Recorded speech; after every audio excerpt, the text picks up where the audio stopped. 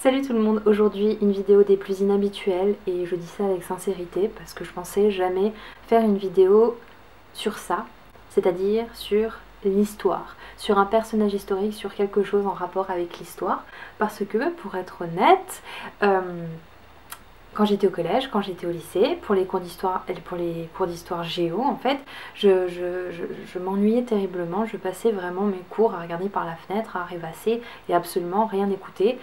Je pense que pour le bac, j'ai pas eu énormément. C'était vraiment pas une matière que j'adorais, l'histoire. Et pourtant, aujourd'hui, j'ai l'intention de vous expliquer quelque chose parce que je veux que vous fassiez quelque chose. Je ne sais pas si certains d'entre vous ont la grande chance de connaître la comédie musicale américaine Hamilton. J'ai découvert cette comédie musicale complètement par hasard. Je regardais des interviews et je suis tombée sur cette personne. Donc cette personne s'appelle Lin-Manuel Miranda et c'est un génie qui a justement créé ce truc à partir d'une personne qui a vraiment existé et des choses qui ont vraiment existé. C'est voilà, la révolution aux États-Unis, comment ça s'est passé, etc. Donc il s'agit d'une comédie musicale qui a été filmée à Broadway, je crois que c'est en 2016, et j'ai un truc dans la à racheter les droits et que vous pouvez donc voir sur Disney+. Je suis désolée de faire de la pub, mais quand j'adore tellement quelque chose, je suis obligée d'en parler. Donc si vous avez Disney+, en tout cas déjà, donc c'est génial, vous avez ce truc à disposition. Après, il y a des gens qui aiment peut-être pas les comédies musicales, mais je trouve ça tellement exceptionnel. Je vais en parler plus en détail après. Je vais dire pourquoi après, pourquoi c'est exceptionnel. Mais ce que j'aimerais beaucoup faire aujourd'hui, c'est dans un premier temps parler du personnage. Donc la comédie musicale s'appelle Hamilton et traite du personnage d'Alexander Hamilton, qui a joué un rôle capital en fait dans la fin de la colonisation aux États-Unis par les Britanniques, de la Révolution, de l'indépendance, de la Constitution et de tout ce cheminement-là. C'était un personnage, donc il n'a pas été président, mais il a été vraiment un élément hyper important. C'est Lin-Manuel Miranda qui a été inspiré par ce personnage et qui a décidé tout simplement d'étudier pendant des années sa vie et de créer un truc trop bien. Ce que je voulais dire à la base, c'est que dans un premier temps, je vais parler de tout le contexte historique. Qui était cette personne, qu'est-ce qu'elle a fait, qu'est-ce qui s'est passé pour lui. Et ensuite, je voudrais parler de la comédie musicale, pourquoi elle est trop bien, pourquoi c'est incroyable, etc. Et que des trucs amélioratifs dans ce sens-là. Pourquoi je fais ça? En fait, j'ai réalisé, je sais vraiment pas si en France, les gens connaissent en fait, les gens en ont entendu parler, sont au courant que ça existe, parce que moi j'adore les comédies musicales, j'adore High School Musical, j'adore énormément de choses, et ça je connaissais pas, j'en ai jamais entendu parler. Et après, comme je vous l'ai dit, je suis pas très intéressée histoire, enfin là ça va de mieux en mieux heureusement, mais c'était pas le cas.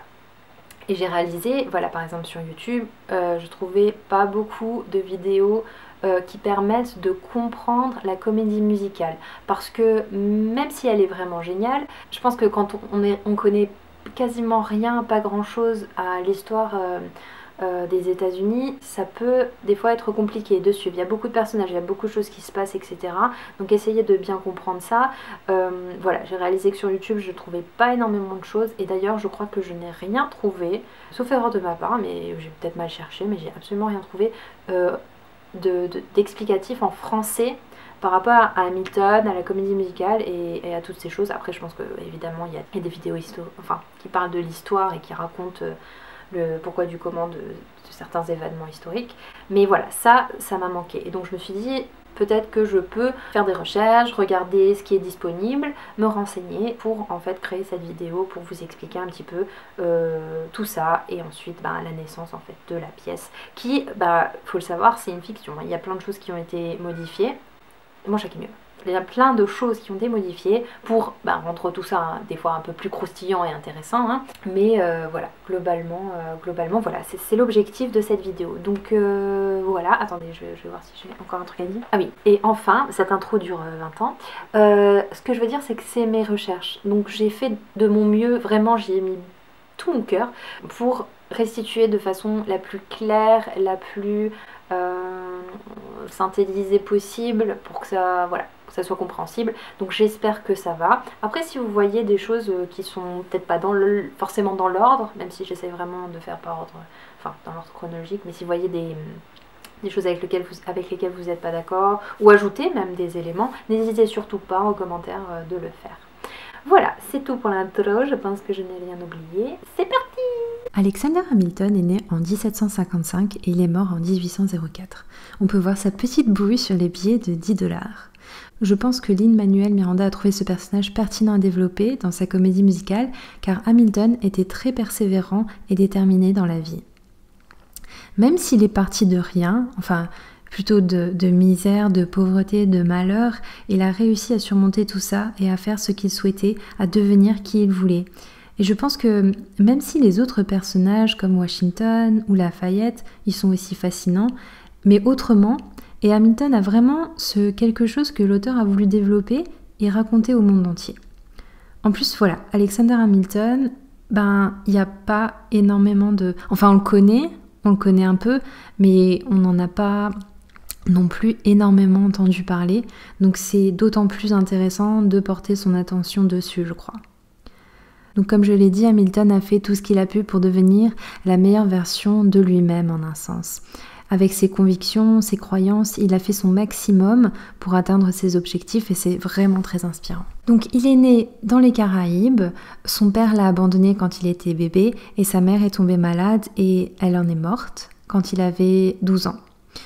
Depuis tout jeune, il était très débrouillard. Un jour, il réussit à écrire un poème vraiment très bon et il récolte des fonds pour partir en Amérique pour étudier. Donc en 1772, il arrive à New York, il y émigre et il fait ses études et continue à faire des études de droit. Donc il s'éduque énormément, il lit, il a une bonne culture générale, il est aussi un peu partout. Il parle tout le temps, il peut être un peu exubérant et il est toujours en action. En fait, il ose pousser toutes les portes. Il n'a pas peur qu'on lui dise non ou quoi, il ose vraiment. Ce qu'il faut savoir en ce qui concerne ses opinions politiques, c'est que c'est un fédéraliste et non un démocrate. Même s'il est contre l'esclavage, il veut un gouvernement central et ensuite des collectivités qui gèrent leurs trucs. C'est un peu comme fonctionnent les États-Unis actuellement, mais aussi l'Allemagne par exemple, encore aujourd'hui. Dans la comédie musicale, on le voit en 1776 qui rencontre Aaron Burr. Au début, il porte pour lui une admiration totale, mais qui s'estompe au fil du temps, au fur et à mesure qu'ils se croisent. Il rencontre Lafayette, Mulligan, qui est un espion irlando-américain, et Lawrence. Il dit qu'il veut absolument rejoindre la Révolution. Il a 19 ans à cette époque, et la Grande-Bretagne gère tout et y taxe beaucoup les États-Unis. Hamilton est utile pour gérer l'armée de Washington. Il aide aussi à l'élaboration de la Constitution, il est secrétaire du Trésor plus tard. Bref, il a souvent plein de boulot, ce pauvre garçon. George Washington et Hamilton travaillent ensemble. Hamilton est son bras droit, tout au début de sa carrière, on va dire. En fait, tout commence parce qu'il y a des pétitions que les Américains du Congrès constitutionnel ont écrites pour les Anglais, pour demander, enfin surtout pour le roi britannique, George III, pour demander des choses qu'ils jugent justes et légitimes, par exemple comme baisser des taxes. Mais en fait, c'est complètement ignoré et donc ils se sont rendus compte qu'il faut faire les choses autrement et arrêter d'être gentil et c'est pour ça qu'ils décident de créer une armée. Grâce à Washington, Hamilton, Lafayette notamment, la guerre d'indépendance a été gagnée en 1783. Lafayette a en effet beaucoup aidé, notamment avec ses navires français qui représentaient un soutien inestimable. Donc après ça, Hamilton devient premier secrétaire du Trésor. Il faut savoir que le pays, à cette époque-là, justement, lors de cette période d'indépendance, il est totalement en faillite. Il y a des dettes énormes, il y a l'inflation qui est là, et Hamilton se doit de gérer tout ça et de remettre les choses en ordre. De plus, la nation a besoin d'être unifiée. On a besoin d'une liste de lois. Donc Hamilton bosse sur la Constitution. D'ailleurs, petite parenthèse à ce niveau-là, c'est à cette période, donc au XVIIIe siècle, que la Constitution est écrite et validée, et c'est là en fait où il parle du port des armes, que les gens peuvent porter des armes dans le but de se défendre. Donc ça date d'il y a très très longtemps et pourtant ça n'a pas été mis à jour, ça n'a pas été modifié, et encore aujourd'hui on rencontre les problèmes qu'on rencontre à cause de ça, donc c'est plutôt impressionnant. Voilà, donc Hamilton a écrit avec James Madison et John Jay les essais de la Constitution. Dans la comédie musicale, on le voit qui demande à Burr de l'aider et l'autre refuse. En 1787, la Constitution est acceptée. Très bien, maintenant passons à l'acte 2 du show. Et c'est là où les choses commencent à sentir mauvais pour Hamilton malheureusement. En 1789, on a les fédéralistes, genre Hamilton ou John Adams d'un côté, qui veulent centraliser le pouvoir et l'argent. Le Sud, on va dire, ils les détestent car ils n'ont pas confiance en eux et les fédéralistes ne semblent pas les soutenir car ils ont des difficultés à vivre, à travailler, etc. Et Hamilton, par exemple, en gros, il semble pas y prêter trop attention. Genre lui, il est à fond derrière Wall Street et il semble pas trop voir comment des gens moins aisés, qui ne font pas partie de l'élite, ils se rendent pas compte en fait de leur quotidien, de leur réalité. Et il les snob un peu, faut dire. De l'autre côté, on a les démocrates républicains comme Jefferson, Madison, qui sont contre les idées fédéralistes. Thomas Jefferson déboule de France, où il a longtemps été ambassadeur, il revient aux États-Unis, et il commence en fait à mettre des bâtons dans les roues à Hamilton, parce qu'il n'est pas d'accord avec ses idées de projet, ils sont pas du tout sur la même longueur d'onde. Hamilton, lui, il veut une banque nationale et Jefferson n'est pas d'accord avec ça. En gros, Hamilton veut taxer le Sud pour pouvoir renflouer les caisses de la fameuse banque nationale du gouvernement, quoi. Idem, lui et Hamilton se chamaillent car ils sont pas d'accord non plus en ce qui concerne la France qui est en conflit en fait avec l'Angleterre. La France a aidé par le passé donc les États-Unis avec Lafayette et aujourd'hui Hamilton veut pas du tout que les États-Unis participent au conflit, il veut pas prendre parti. Quasiment tout le monde est contre Hamilton, ils ont du mal avec ses idées, avec sa façon de voir les choses et sans Washington, Alexander Hamilton, il n'a pas grand monde derrière lui, comme le souligne à un moment Jefferson. On voit dans l'acte 2 que la réputation d'Alexander Hamilton est de plus en plus sali par ses ennemis, qu'on l'apprécie et on le considère de moins en moins. Et on voit aussi à quel point la politique, c'est un peu un monde de requins. Enfin, on dirait un peu dans les reality shows, là où ils sont en train de s'insulter, de se faire des coups bas les uns aux autres. C'est un peu ça, donc c'est impressionnant de se rendre compte qu'à cette époque, ça fonctionnait comme ça. Passons aux élections présidentielles de 1800. Donc, les fédéralistes sont contre les démocrates républicains, avec d'un côté Jefferson et de l'autre Adams. Ce sont les chefs des deux partis. Adams se présente, il est déjà président, et Jefferson est vice-président et voudrait devenir président à la place d'Adams. Pourtant, ce sont Jefferson et Burr qui ont obtenu la plupart des voix, donc chacun a eu 73 voix. Donc on savait déjà que le candidat sortant serait un démocrate républicain, mais lequel ? Hamilton a choisi de soutenir Jefferson car il ne voulait absolument pas que Burr gagne. Et ça, c'était la goutte d'eau qui a fait déborder le vase et qui a donné un petit peu envie à Burr de lui faire la peau, tout simplement. Maintenant, j'aimerais un petit peu parler de la comédie musicale en général. J'en ai fini avec la partie historique, je pense, donc j'aimerais plus parler du spectacle. Donc que ce soit au niveau de la musique, de l'humour, de l'assemblage de l'histoire, de sa cohérence, des costumes, des danses, de la diversité des gens qui sont dans le spectacle, le plateau même qui tourne au milieu de la scène, voilà, ça bouge partout et sans être chaotique. C'est juste admirable, c'est plus de 2h30 de spectacle. Donc c'est vraiment intense et je trouve que ça frôle quasiment la perfection. Il n'y a pas, enfin moi j'ai pas remarqué de bug, c'est très fluide. Donc je trouve le tout très très très bien amené. Et j'imagine pas l'entraînement de malade qu'ils ont tous dû avoir parce que quand ils chantent, ils dansent en même temps, ils jouent la comédie, ils doivent bouger, ils doivent écouter, ils doivent savoir ce qui se passe après. C'est juste... je suis en admiration totale, hein. Je suis trop fan et je suis la groupie niaise de cette comédie musicale. Je pense que c'est ma préférée. Donc je pense qu'il y aurait énormément de choses à dire en plus, en plus de ce que j'ai déjà apporté dans cette vidéo, mais ouais, en gros c'est un spectacle très complet et extrêmement professionnel. On retourne un petit peu sur une petite partie de l'histoire parce que en fait en parlant d'Angelica, la sœur d'Eliza, donc la femme d'Alexander Hamilton. En ce qui concerne sa relation avec Angelica, donc dans la comédie musicale, on voit qu'ils sont très très proches, limite qu'ils seraient prêts à tromper sa femme pour être avec Angelica. Enfin, il y a vraiment en fait une sorte de coup de foudre, quelque chose entre eux. Et on se rend compte que finalement, dans la réalité des choses, ça s'était pas passé comme ça. Donc là, c'est plus de la fiction pour rendre la comédie musicale un peu plus croustillante, disons. Et je trouvais cette approche très très intéressante parce qu'effectivement, quand on se renseigne un petit peu, en fait, leur relation était tellement fusionnelle qu'on aurait pu croire à quelque chose de plus, mais ça n'a pas été le cas. Donc il y a des petites choses qui ont été changées entre les faits réels et la comédie musicale, mais grosso modo, c'est hyper bien foutu et tout tient très bien la route. Et c'est très intéressant de constater qu'au début du show, tout le monde est derrière Hamilton, tout le monde l'admire, ils adorent l'écouter, etc. Et à la fin, on voit que c'est tout l'inverse, on est fatigué de lui, on n'est pas du tout d'accord avec ses opinions. Et pareil, au niveau par exemple des couleurs, au début on voit des couleurs plutôt chaudes et à la fin c'est plus sombre. C'était super intéressant aussi de voir par exemple la scène où il y a les sœurs Skyler. Donc Angelica, elle aborde des idées féministes dans sa chanson.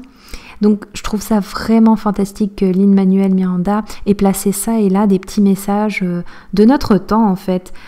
Même si on parle d'Hamilton, donc on parle d'une époque lointaine, c'est des choses historiques qui datent. Mais tout au long du spectacle, il y a des petits clins d'œil à notre époque actuelle et ça nous fait réfléchir, c'est rafraîchissant d'ajouter des éléments un petit peu dynamiques, inattendus. Pareil quand Lafayette et Hamilton sont ensemble à un moment et ils disent en anglais « Immigrants, we get the job done ». Donc c'est les immigrants en fait qui font le travail. C'est vachement intéressant.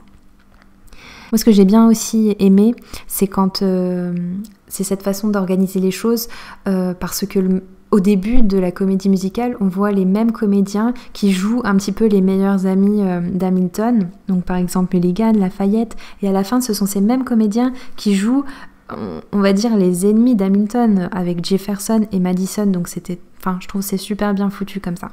Ce que j'ai bien aimé aussi, alors ça c'est que mon avis personnel et voilà, c'est quelque chose que j'ai remarqué, quand Burr chante Wait for It, donc c'est une de mes chansons préférées, je trouve ça très intéressant que ça soit chanté par Burr et que Burr soit joué par un comédien noir, parce que cette chanson, je trouve que ça, encore une fois, ça se rapporte très bien à l'époque actuelle pour les personnes qui ont une autre couleur de peau que les blancs, les blonds, parce que cette chanson, ça parle un petit peu du fait que on se met de côté. On va pas, par exemple, Hamilton, sa réputation, c'est de foncer, d'ouvrir des portes, d'oser, d'ouvrir sa bouche et de pas vraiment réfléchir à si c'est bien, si c'est pas bien, si c'est chiant, si c'est la norme ou pas. Alors que je pense que des personnes de minorité, elles se comportent pas comme ça. C'est pas comme ça que ça fonctionne pour elles. En fait, elles ont pas trop le choix que de se mettre de côté et d'être exemplaires et de réfléchir et de des fois pas oser parce qu'on ne se sent pas légitime ou des choses comme ça. Donc je trouvais ça... Enfin, moi ça m'a touchée parce que j'ai vraiment ressenti les choses comme ça. Vous pouvez me donner votre avis là-dessus, ça se trouve...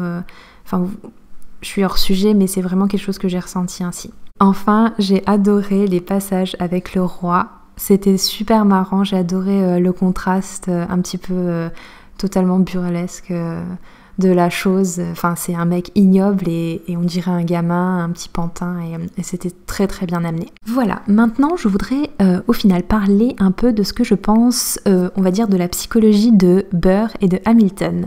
Je ne suis pas psychologue mais j'adore ce genre de choses donc voilà, j'incruste ça aussi ici. Commençons par Burr. Je qualifierais le type de patient, réfléchi, prudent, raisonnable. Et pourtant, à la fin, il fait un truc totalement dingue qui ne lui ressemble pas du tout, qui ressemble pas du tout à ce qu'il a fait pendant tout le show. Ça prouve qu'il en a marre et aussi qu'il a appris de ses erreurs possiblement. C'est un de mes personnages préférés dans la comédie musicale. Il est très touchant, je trouve. Dans l'œuvre, on le voit qui se fait rironner par Angelica, il s'est fait dégager par Washington. À chaque fois, en fait, il y a une couille, il n'arrive pas à atteindre ses objectifs, on se fiche un peu de lui. Il est aussi un peu mou, un peu indécis. On dirait constamment qu'il a peur et il est tout le temps sur la défensive. Et des fois, je trouve qu'on a du mal à le cerner. Il est, voilà, difficile à comprendre. Et Burr, je l'imagine aussi comme quelqu'un qui fait un petit pas en avant pour demander quelque chose timidement, mais qui rapidement recule. Et en fait, c'est comme s'il assumait à moitié ce qu'il voulait, ce qu'il faisait. Il ne semble jamais être à 100%. En fait, il regarde toujours ce qui se passe autour, ce que les autres y font, et il prend position à partir de là. Donc au final, on peut se demander s'il choisit vraiment les choses. Genre, imaginons, il y a 2 gâteaux qui restent, tout le monde s'est servi, il y a 2 gâteaux qui restent, par exemple une tarte au fromage et une tarte au sucre, bah en fait, il a que le choix entre ces 2 choses, au lieu de dire par exemple, mais merde, moi j'ai envie d'un tiramisu les gars. Voilà, super métaphore. Et à un moment, j'aime beaucoup quand il dit aussi, il donne un conseil à Hamilton, il dit talk less, smile more, donc arrête de parler autant et souris plus. Et j'aime bien l'idée, parce que c'est pas con en fait, de pas toujours montrer tout ce qu'on sait.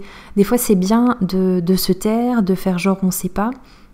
Parce que je pense qu'à certains moments, quand on montre qu'on a trop de connaissances, trop de compétences, etc., ça peut nous porter préjudice aussi. Donc à la fin, on le voit qu'il change complètement, il est beaucoup plus dynamique, et en plus il a dit qu'il a été inspiré par Hamilton et par ses comportements à lui justement, et jusqu'à ce que Hamilton lui plante un couteau dans le dos et que ça transforme tout, et que ça aussi nuise à Burr au final, parce que c'était tellement spontané que c'était pas une très bonne idée finalement de tuer Hamilton. Passons maintenant au personnage d'Hamilton. Ce personnage tellement intéressant. Par exemple, dans la chanson, enfin je dis déjà en français, dans une des chansons ils disent pourquoi tu te comportes comme si en fait t'avais pas le temps, t'es tout le temps en train de faire quelque chose, t'es tout le temps en train d'écrire, tu speeds tout le temps, et en fait qu'est-ce que t'essayes de prouver, pourquoi tu fais ça?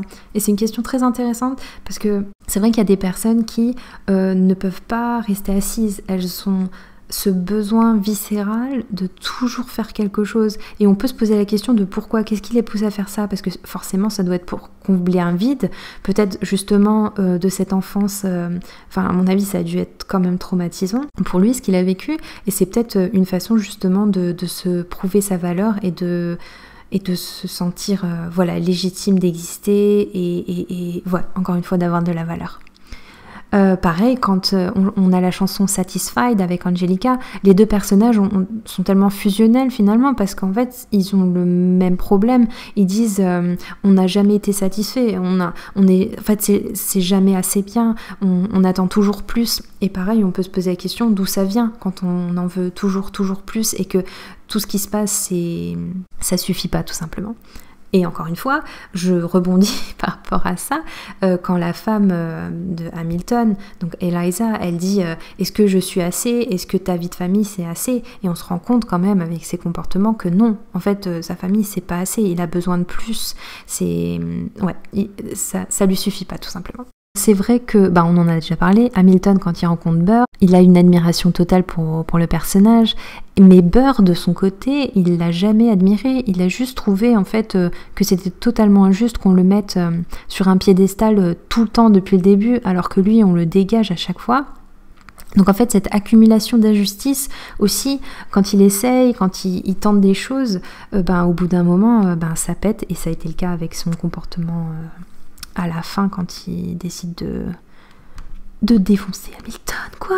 Et je pense que c'est comme dans la vraie vie, si t'es tout le temps prudent, et quand t'essayes, les rares fois où tu tentes, tu te fais remballer systématiquement, c'est pas facile de garder la tête haute, c'est pas facile en fait de mettre toujours systématiquement son ego de côté dans ces situations. Donc on peut comprendre que ça se soit passé comme ça. Donc voilà tout ce que je voulais dire sur Hamilton, sur Alexander Hamilton, sur la comédie musicale. J'ai vraiment mis plusieurs semaines en fait à créer tout ça, parce que j'avais énormément de trucs à raconter. J'espère que c'était clair. Si vous avez des questions, n'hésitez pas. Si vous avez des choses à ajouter, n'hésitez pas. Si vous avez regardé la comédie musicale, dites-moi ce que vous en avez pensé. Quel est votre personnage préféré, la chanson que vous préférez. Moi il y en a tellement, d'ailleurs je pense me procurer l'album de la bande originale, parce que oh mon dieu, je me prends tellement souvent pour Aaron Burr dans ma chambre quand il chante Wait for It. Je me prends tellement pour le personnage, je suis en mode je suis à Broadway et tout. Je sais pas si vous faites ça des fois, ou si je suis complètement complètement psychopathe. Mais ouais, bref, j'adore tout.